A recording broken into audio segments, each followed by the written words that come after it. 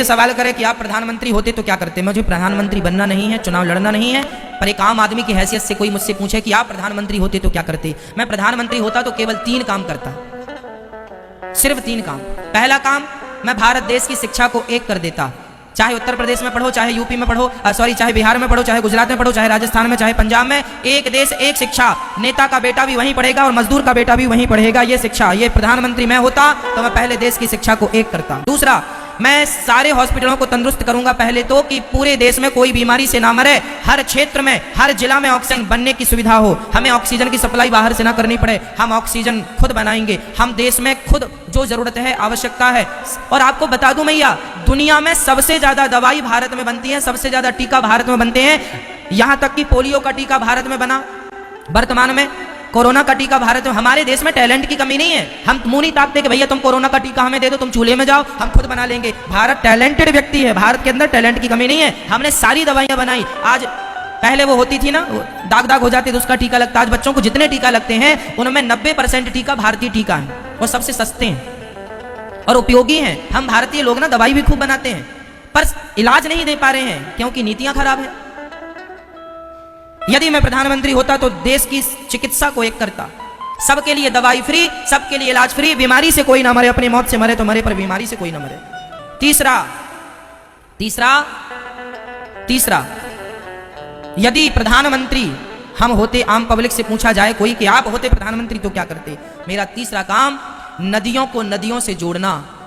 यदि आज नदियों को, बड़ी नदी को छोटी नदी से जोड़ दिया जाए तो जितना पानी बह के समुद्र में जाके खारा हो जाता है, छोटी नदी सूखी पड़ी है, बड़ी नदी का पानी बहता जा रहा है। अरे बड़ी नदी को छोटी नदी से जोड़ देने से और छोटी को और छोटी से जोड़ देने से और छोटी को और छोटी नदी से जोड़ देने से क्या होगा कि भारत में फसल ज्यादा होगी। आज जहां पानी है वहां का किसान तो सुखी है, पर जहां पानी नहीं है वहां का किसान आत्महत्या कर लेता है पानी ना होने के कारण। इसलिए यदि नदियों को नदियों से जोड़ दिया जाए तो लाखों किसानों का फायदा होगा और जो पानी का लेवल नीचे चला गया, पानी का स्तर, वह पानी ऊपर आ जाएगा और पानी की समस्याएं खत्म हो जाएंगी और देश को पानी मिल जाएगा।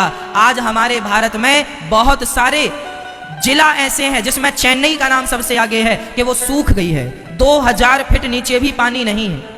कल को आपके शहर की बारी है जहां खोदने से पानी नहीं होगा, कल आपके पास पैसा बहुत होगा मेरी माँ, पानी नहीं होगा। आज 20 रुपए लीटर पानी बिकता है और अच्छा पानी 50 रुपए लीटर बिकता है। वो दिन दूर नहीं जब 1000 रुपए लीटर पानी बिकेगा। यदि आज नहीं जाके नदियों को नदियों से नहीं जोड़ा, पानी नहीं बचाया, तालाबों का संरक्षण नहीं किया, तो वो दिन दूर नहीं जब 1000 रुपए लीटर तुम पानी पियोगे और तुम्हारी औलाद तुम्हें गाली देगी कि हमारे देश के हमारे माँ बाप ने क्या किया, पानी तक नहीं बचाया। आने वाला भारत प्यासा रहेगा यदि आज नहीं जागे तो। इस जल संरक्षण के साथ साथ वृक्षों का संरक्षण, जंगलों का संरक्षण जरूरी है, ताकि हमें, आप बताइए, आपको बहुत पैसा चाहिए या शुद्ध हवा चाहिए? बोलो। कल को आपकी जान पर बन पड़ेगी तो पैसा काम नहीं आएगा। अभी कोरोना काल में सबके पैसे धरे के धरे रह गए, ऑक्सीजन भी नहीं मिली। ये पैसा सब कुछ नहीं है मेरी माँ, जिंदगी सब कुछ है, हवा सब कुछ है। इसलिए भारतीयों को शुद्ध हवा मिलनी चाहिए और शुद्ध हवा तब मिलेगी जब जंगलों का संरक्षण होगा, जंगल बचेंगे, वृक्ष लगाए जाएंगे। रोड के नाम पे करोड़ों वृक्ष काटे जाते हैं, बताओ लगाए कितने जाते हैं? जल में वृक्ष भी आ गए, प्रकृति, चिकित्सा और शिक्षा। पहले हमें इनमें काम करना चाहिए, जरूरत है इन चीजों की। बताओ आज देश को इन 3 मुद्दों की जरूरत है कि नहीं? 3 कामों की जरूरत है कि नहीं? पर कोई भी सरकार अपनी सरकार बनाने के लिए इन 3 में से एक भी चीज ऐड नहीं करती। चाहिए ना कि ये चीजें हों, तब देश समृद्धवान बनेगा। आज इन्हीं चीजों पर तो अमेरिका ने काम किया है, तो आज वो संयुक्त राष्ट्र बन के बैठा है। आज इन्हीं चीजों में तो जापान ने काम किया है, तो वह सबसे पावरफुल बन के बैठा है।